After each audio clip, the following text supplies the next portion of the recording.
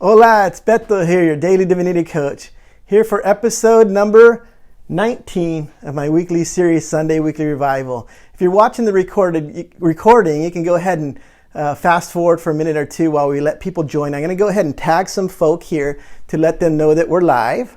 So again, if you are watching the recording, you can go ahead and fast forward because I'm just tagging some folk to let them know that we're live.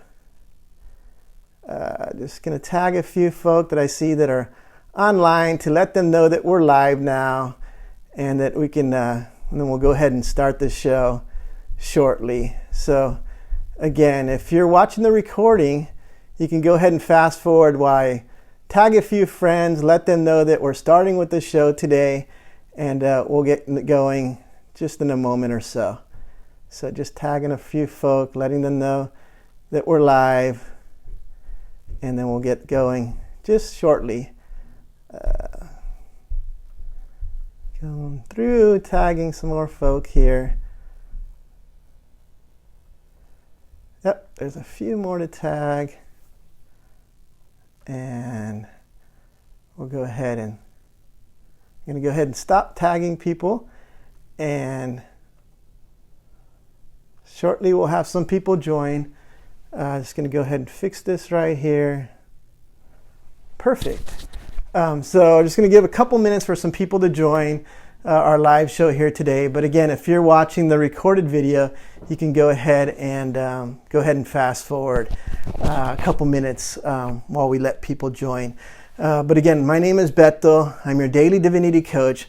I'm here for episode number 19 of my weekly series, Sunday Weekly Revival. Sunday Weekly Revival takes place every Sunday here on Facebook Live, starting at 11:30 a.m. Pacific Daylight Time and 11:30 a.m. Eastern Daylight Time and 8:30 a.m. Pacific Daylight Time. I'm using this mic, but earlier I was told that the mic's not working, so I'm going to go ahead and unplug it. I'm not sure if it works or not, so I'm just going to go ahead and unplug it. My regular voice should carry fine. So, but again, my name is Beto. I'm your daily divinity coach, here for episode number 19 of my weekly series, Sunday Weekly Revival. Just letting some folk join. So if you're watching the recording, go ahead and fast forward for a minute or two while you let some people join the live show right now. But again, episode number 19, the title is exciting. Immortality and the Theological Concept of Fiesta. I've been calling this the water cooler episode, the episode that people are going to be talking about on Monday morning. Now, I know not everybody's at work physically. Many are working remotely. But whether the water cooler is physical or whether it's virtual, this is going to be an exciting episode. Again, I'm calling it the water cooler episode, the episode that people are going to be talking about on Monday morning. Today is Sunday, October 18th, 2020. And again, this is my weekly series, Sunday Weekly Revival, that takes place every Sunday beginning at 11:30 a.m. Eastern Daylight Time and 8:30 a.m. Pacific Daylight Time here on Facebook Live. 30 minutes before I come on Facebook Live, I also do this show on Instagram Live, starting at 11 a.m. Eastern Daylight Time and 11 a.m. Eastern Daylight Time and 8 a.m. Pacific Daylight Time. I'm just putting on my reading glasses to see if folk have joined us yet, and it looks like there's been a couple people join, but we're just going to give a couple more minutes for some more people to join before we get into the content of today's episode. But if you are joined, if you can just go ahead and acknowledge that you can hear me effectively, because my show before this one, they said that my mic wasn't working, so I took my mic off and went to regular voice. So just want to make sure you can give me a thumbs up and let me know that you can hear me fine. So again, while we're waiting for a few people to join, so again, if you're watching the recorded video, you can fast forward, or if you've already heard this, but while we're waiting for a few people to join, a few more people to join, I'm going to go ahead and talk a little bit about myself and what I do. And good morning. Yes, so, all right, so you can hear me. My voice is fine. Perfect. Thank you so much. So who am I? Three things about me. I am a Master of Divinity. I am a graduate of Harvard University Divinity School. We have some more people joining. Perfect. Thank you, Pedro, Michelle. I'm a Master of Divinity, a graduate of Harvard University Divinity School. I live out here in Boston, although I'm originally from California, from San Francisco. Thus, if you notice an accent, or a combined accent of California, Chicano, and Boston, hence why. I'm also a pluralist. What do I mean by that? So I have people who follow me on social media, follow with quotes. People who follow me on social media who are Jewish and Muslim, Buddhist and Hindu, Catholic and Protestant, atheist and agnostic, spiritual and searching. I have followers who of all faiths and no faith. And I teach everyone. I'm a pluralist. Everybody's welcome. So in addition to being a pluralist, or part of being a pluralist, is I use inclusive language. So if you hear me say the great teacher, I am referring to the man from Nazareth, the one they call Jesus. Some identify as the Messiah, others a prophet. Whatever your individual faith is, that's your individual faith. I teach everyone. I'm not here to convert you, although I do talk a lot about immortality, and we'll get into that during the content of the show. I also use inclusive language like the divine, right? Other people may say God, Allah, the universe, the Great Spirit. I use the word the divine because I believe it's inclusive, and it is. It's inclusive. What else? I have no sponsor. So I've been blessed my entire adult life with a good job, a good career that I'm joyful and grateful for, and it's allowed me to sponsor this work, to sponsor the ministry I've done in the past as volunteers. I've been an assistant prison chaplain, unpaid volunteer. I've volunteered time in skilled nursing facilities. I've been a deacon in a faith-based organization. I've done a lot of different things, and again, sponsored myself because I've always been blessed with a good day job. Like the great teacher. The great teacher was a carpenter. I'm not a carpenter, but I've been blessed with a good day job, and I'm grateful for that. And so like the great teacher, he did not have a sponsor. I do not have a sponsor. The blessing of that is that I don't have to report out to a corporate board or a religious board or whatnot. I can be my authentic self with you all. So that's a good thing. 3 things I do on social media. Number 1, every day I post about a paragraph, a spiritual inspiration on social media. Sometimes it's things that come out of my weekly shows or other thoughts or current events or something in pop culture. But always good and exciting, I think, anyhow. And so I do that every day, and I call it daily divinity coaching. I do that every day except Sundays, because Sundays I'm here with you live. I do this Sunday weekly revival live show. I do a half an hour, actually starting on Instagram Live, and then I come over here to Facebook Live and do the same show a half an hour later. So that's the second thing I do. And the third thing I do is I give away free bracelets. There's a set of 3. I'm going to go off camera in a little second because I have to grab it. But here's an example. There's a set of 3 manifest bracelets. There's a gray one that reads Manifest Justice, a blue one that reads Manifest Abundance, and a black one that reads Manifest Immortality. I produce these myself, and I give them away. If you live within the U.S., free shipping. Unfortunately, outside the U.S., it is cost prohibitive to ship these bracelets for free. But if you live in the U.S., there's no excuse. You can reach out to me, DM me, IM me, text me. All I need is your name and your address, and I'll ship you out some free bracelets. They're great. I know people who are watching that have them. Shout out to you. Thanks for reaching out. Original production was 250. I have 20 left of the original production. I will be putting in an order soon for another 250. But you want the bragging rights. You want to be able to say that you had a set from the original production. So if you don't have your set, please reach out. Just need a name and an address, and I'll put a set in the mail as long as within the U.S. Because again, it is cost prohibitive to ship with outside the U.S. So in addition to the bracelets, I do free one-on-one coaching. So if you have any questions about the content of today's show, past shows, posts, free 45 minutes of my time, reach out to me, IM me, DM me, text me. We'll set up a time and talk. I also do free scientific prayer. So if you have a prayer request, something going on in your life, reach out. Happy to do that. My mom's retired. She's my prayer buddy warrior. We say those prayers together. But if you want, you can use those 45 minutes. People have done this. They've used the 45 minutes of free coaching to talk about what's going on in their life. And I can say that prayer with you if you want to use your 45 minutes that way. And people have done that. So that's what I do. That's who I am. And that's what I give away for free. So now to the content of today's episode. Really excited about this. Again, calling this the water cooler episode. Immortality and the theological concept of Fiesta. So if you know me, you know I like to use references to pop culture. Lionel Richie. So when I was a kid back in the 80s and 70s, Lionel Richie, obviously very popular. One of the very first albums I ever bought was by the Commodores. Back when before Lionel Richie went out on his own, he played for a band called the Commodores that was very, very popular back in the 1970s. Broke out on his own, and in 1983 came out with this song, All Night Long. It was a pop classic hit, right? And I'm just going to go ahead and read through some of the lyrics to the song. I'm not going to read through the whole song, but some of the lyrics. So, and you probably remember this. Well, my friends, the time has come to raise the roof and have some fun. Throw away the work to be done. Everybody sing, everybody dance.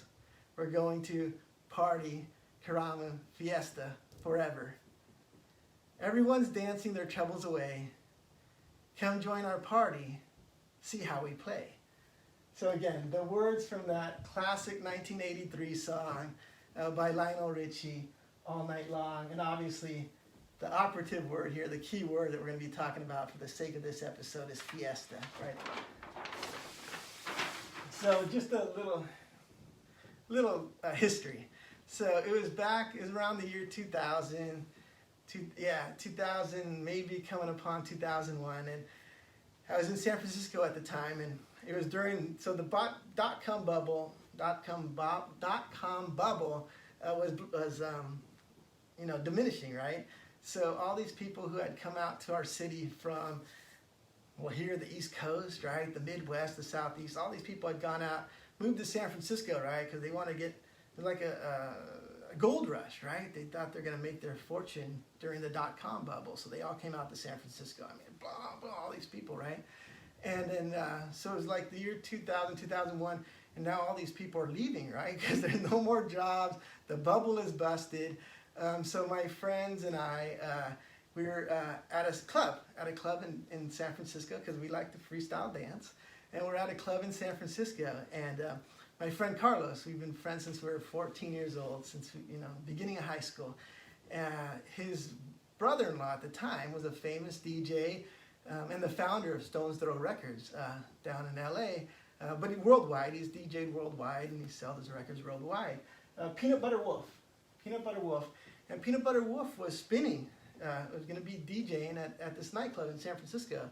And so Carlos and myself and a couple of our friends, we went out there to go support Peanut Butter Wolf and dance, freestyle, right? And so anyway, the night's wearing on, and it's the end of the night, right? They're going to close the club, and so there's one more song, and it's again 2000, 2001. And what does Peanut Butter Wolf does? He goes old school, right? He goes back to 1983, and he throws on All Night Long by Lionel Richie.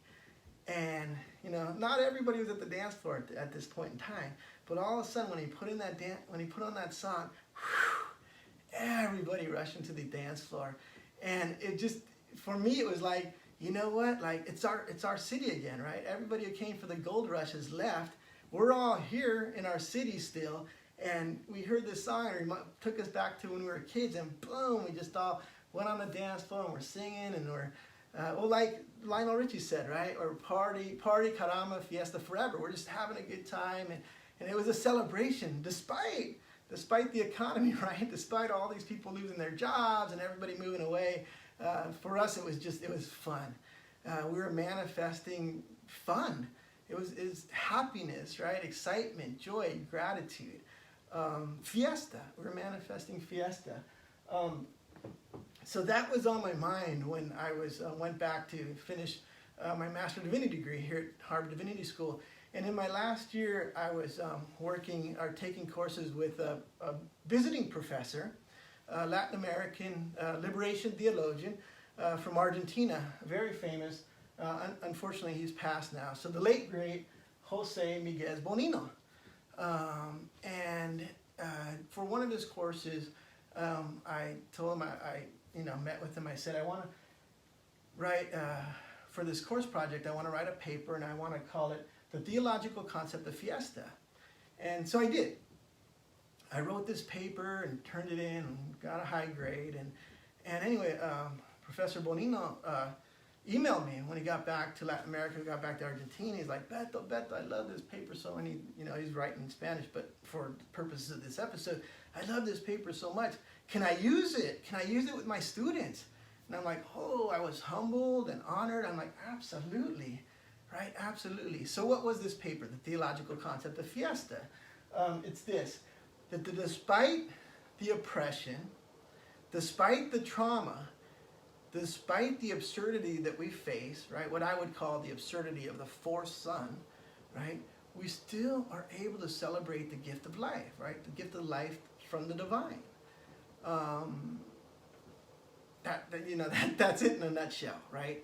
And I was looking at it from a Latin American, Latino, Chicano, Mexican lens, right? Indigenous, right? Indigenous to the Americas lens, right? Like I talked about being indigenous to San Francisco, and all of a sudden we had our city back for a little while. But indigenous to this land, I was looking through that lens. But it really is universal. It applies to everybody, right? No matter where you're from, no matter your nationality, ethnicity, your ancestry, it applies to everybody. It's this idea that despite the oppression, despite the absurdity, we're able to celebrate life, right? Like Lionel Richie said, everyone's dancing their troubles away, right? So, but within this paper, I obviously thought about the critics, right? And one I thought about was Karl Marx. So, I quoted Karl Marx, right? Where is it at? Down here. Religion is the opiate of the people, right? That's what Karl Marx said, right? The famous line, we've all heard it, right? Religion is the opiate of the people. And so what I said is, fine, Carl, you can own that, right? You can own that, that's fine. I said, I'm not saying don't work, right, toward racial justice or economic equality, all these things, or, don't do the work to activate the stardust within you, right, to activate the neuroscience, the ability, right, to overcome trauma. I'm not saying don't do the work, right? Don't fight, right? What I'm saying is that it's both, right? It's ministry to the least of these, right? Fighting for those things, right? Fighting against oppression, overcoming trauma, but it's also self-care, right? Because we got to maintain our joy and gratitude, because the joy and gratitude those are essential ingredients to manifesting our desires, right? Or what I like to say, manifesting immortality. So, taking us to the next page. Immortality. So, I was speaking with somebody. And I love speaking with people because I get great questions from folk from time to time. And I was speaking with this person who always asks very insightful questions. She's a research scientist, very bright, right, PhD. Anyhow, she says, Beto, why immortality of the physical body? Why isn't immortality of the soul enough? And I had taken different lines of reasoning with her to try and explain this question, because it wasn't the first time she asked the question. And I thought about it. I said, this person, she's really invested in equality and in fighting oppression and that type of thing. So let me turn this question back on her. So I said this. I said, what has the immortality of the soul gotten us? And she was like, And I said, before you answer, let me answer for you. I said, genocide, human trafficking, slavery, colonialism, imperialism, if you guys can read this, racial injustice, economic inequality, homophobia, pandemics, poverty, disharmony with nature, scarcity, aging, death. Should I go on? I literally asked her. I said, should I go on? She's like, no, I get the point. The point being that four-sun problems, right? And we continue to address it with four-sun solutions. It's time to move on, right? The fifth sun is dawning. It's time to move on. So let's talk a little bit about the fourth sun, right? Let's go dark a little bit. Let's talk about the fourth sun using some current events of what's going on right now, so I can drive this point home, right? How we're just getting more of the same. Poverty. Columbia University study, right? Columbia University, 8 million plus Americans are now living in poverty since May, right? That's when the additional federal aid for unemployment ended, right? And it did, the stimulus aid, right? Not just unemployment, but the stimulus aid. The federal stimulus aid ended. Threw 8 million more Americans into poverty. So now, in the richest, talk about absurdity, in the richest nation on the planet, right? 55 million living in poverty, almost 17% of the approximately 330 million Americans. 55 million. That could be 55 million is a big nation unto itself, right? Living in poverty in the richest nation on the planet, right? Absurd. And what makes this even more absurd is what's going on with the rich, right? What's going on with the rich during this pandemic? Goldman Sachs, right? The Wall Street firm, the darling of Washington, D.C., right? The politicians of D.C. love Goldman Sachs, reported that their third quarter profits nearly doubled. Let's think about the absurdity of this. People continue to lose their jobs. I know some people have gotten their job back, but people continue to lose their jobs. 8 million more people in poverty, food insecurity through the roof, right? People don't know where they're going to get their next meal. And yet Goldman Sachs, in 1 quarter, 3 months, 90 days, nearly doubled their profits.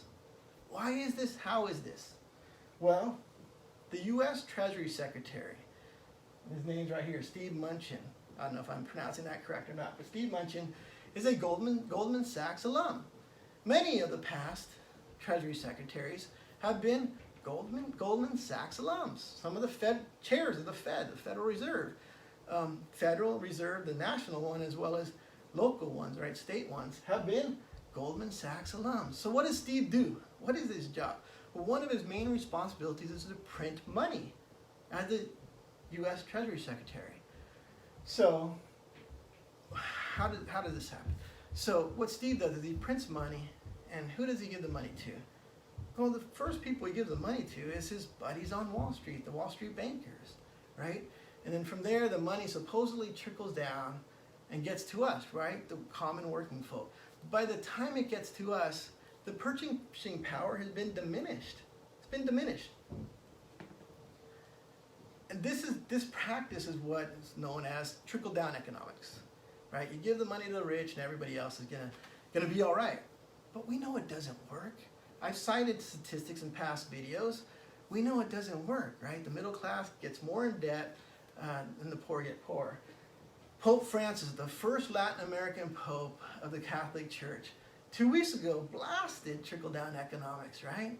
Said it doesn't work, right? And he had his own words, but in my words, tired fourth sun solution to tired fourth world problems. All right, let's look at some more absurdity. I know we're getting dark, but we're gonna fiesta at the end. Larry Kudlow, right? The White House economic advisor. If you haven't read this, another current event just reported back in February. If you remember, in February, the President of the United States, Donald Trump, is telling everybody, "Don't worry, the coronavirus is going to go away." Right? Don't worry, everybody, public citizenry, don't worry, we got this. It's going to go away. What is Larry Kudlow telling wealthy Republican donors? Same time Trump's telling them it's going to go away, he's telling them, we're headed into a major pandemic, guys. There could be a stock market crash. I'm warning you, figure out how to get out of the market and profit from this or whatever. So then what do people start doing here as warning? They start shorting stocks, right? They start profiting from this, right? This inside information. It's inside information. absurdity, right? People are losing their jobs, right? Losing their businesses. Businesses are going under. Yeah, what are these guys worried about? They're worried about how to profit from this misery. Absurdity. Have you heard of this guy? Tal, T-A-L, Zaks, Z-A-K-S. He is the chief medical officer of Moderna. Moderna is an upstart biotech firm here in the Boston metro area. As a matter of fact, they are based right here in my town in Cambridge, Massachusetts, just across the Charles River from Boston, in the shadow of Harvard University and MIT. He is the chief medical officer of Moderna. Moderna, this upstart biotech, has never, right, according to the Wall Street Journal, you can check it out for yourself. The article is called Inside Moderna, July 2020. Moderna currently has a COVID-19 vaccine in development. People are really excited about this vaccine. However, according to this report from the Wall Street Journal, Moderna has never come out with an approved drug yet. No drug that they've developed has been approved yet. Nonetheless, this hasn't stopped the vaccine speculation. People are really enthused, including our own Dr. Fauci, really enthused. Fauci's putting $500 million ready for this vaccine, right? From this upstart that has yet to develop a drug that's been approved. But everybody, people are banking on this. As a result, there's been a lot of speculation about Moderna stock, right? So what does Zaks do, right? The guy who's responsible for getting this vaccine out, right? Getting it approved and getting it out, right? To hopefully end this pandemic. What does he do? He says, well, he hedges his bets, right? He doesn't know if this is going to work or not. So legally, he through what they call insider selling, since the start of the pandemic, has made $50 million. $50 million from selling his stock, right, in the company. I mean, that shows you, it's absurd. It's absurd. People are dying, right? Not just losing their jobs and losing their home, they're dying of this pandemic. Over 200,000 in the U.S. And yet, homeboy Tal Zaks has made $50 million from vaccine speculation. Absurd, right? Absurd. What's even more absurd is that the experts are saying, yeah, that's what he's supposed to do. That he's doing the right thing. That's what he's supposed to do. He don't know if this thing's going to work or not, so you might as well make your $50 million now. That's what the experts are saying. That's how deep this forced sun thinking, this forced sun world we live in, that people are just dismissing it as, yeah, that's just business as usual. That's what happens, Yeah, people are dying, people are losing their jobs, they're losing their businesses, they're getting evicted from their homes and their apartments. But yeah, 50 million, yeah, that's what he's supposed to do. Absurdity.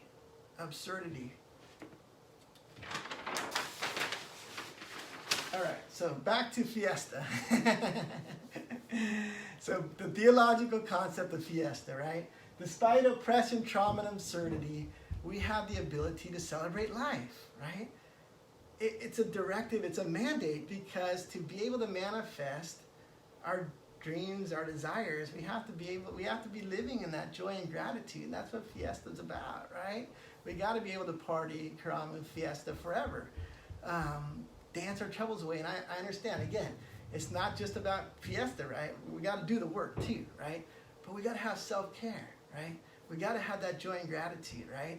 And that's how we manifest immortality. We're going to flip this thing. If you watch my shows, I know that we can flip this thing. We can flip this currency, right? What's keeping this absurdity of the forced sun? So what's happening right now, right?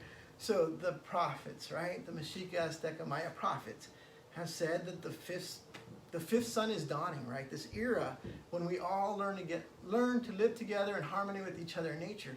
But what's happening is these kings of the fourth sun, right? These Larry Kudlows, right?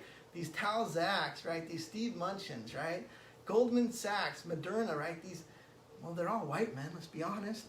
They are holding on to there are these forces of the fourth sun. They're holding on to this fourth sun. They're keeping us oppressed. They're keeping us traumatized. They're keeping the absurdity going on, right? Even though the fifth sun is dawning, they're keeping this going. How they're keeping it going on? Through fear. It's through fear of scarcity. And the number one thing is time. See, we can flip the currency. Right now, the currency's man-made, right? It's these man-made dollars and coins and whatever.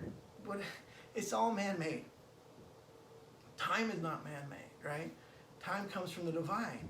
And once we can manifest immortality, and those of us who have passed our ideal age start reversing that aging process, like myself, celebrating those reverse birthdays, right? And people start realizing, OMG, they're doing it, right? These folk, they're not crazy, right? They understand the science.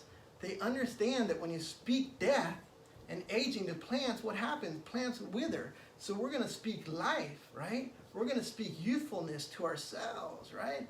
Because how much we're created in the image of the divine. How much more does the divine care about us, right, than the plants? Not that the divine doesn't care about the plants, but the divine cares about the plants. The plants are created by the divine. We're all connected, but we, me and you, were created in the image of the divine. So why do we speak aging and death to each other? End it. We're going to speak life, right, to each other. We're going to speak youth to each other, not aging and death. So when we're flipping that currency, right, from man-made currency to immortality, guess what happens to the Larry Kudlows? Guess what happens to the Steve Munchins? Guess what happens to the Tal Zacks? They become mere mortals, right? So then people are going to say, why follow those, again, because it's true, white men, rich white men, right? They're mere mortals. We got to do, right, what the meek are doing, right? The meek are going to inherit the earth, right? The faithful are going to win the race. We want that, right? We want the 800 years, not the 79 years. That's when things are going to flip, right? When we can flip that currency. So, anyhow, the moral of the episode, don't let anyone steal your immortality. Don't let anybody steal your joy. Don't let anybody steal your gratitude. Don't let anybody steal your ability to manifest eternal youthfulness. So, if you dance freestyle, M2, dance. If you bang the drums, Theo Eddie, bang those drums. If you sing karaoke, Carlos, sing that karaoke. And if you DJ, Peanut Butter Wolf, spin those records. Manifest that immortality. Manifest that eternal youthfulness. Manifest that joy and gratitude. And don't let anyone steal your immortality. And this is the end of today's episode. Thank you so much for joining me live. And for those who are going to be watching the recording, thank you so much for watching the recording. I appreciate you. I'm grateful for you. You bring joy to my life. And I look forward to having you watch my show again. I'm here every Sunday morning for Sunday Morning Revival. And soon I will be coming out with my new show, my new live show, My Monthly Mailbag. A lot of people have been asking, Beto, why don't you do a show taking our questions and providing answers? So I'm going to do it. I'm going to be, soon I'll provide an announcement of my monthly mailbag. It'll be a live show, and I'm going to take your questions and provide answers. It's going to be pure Q&A. So if you have any questions for me for the show, please don't put them on here, because oftentimes the comments on these shows, they get lost.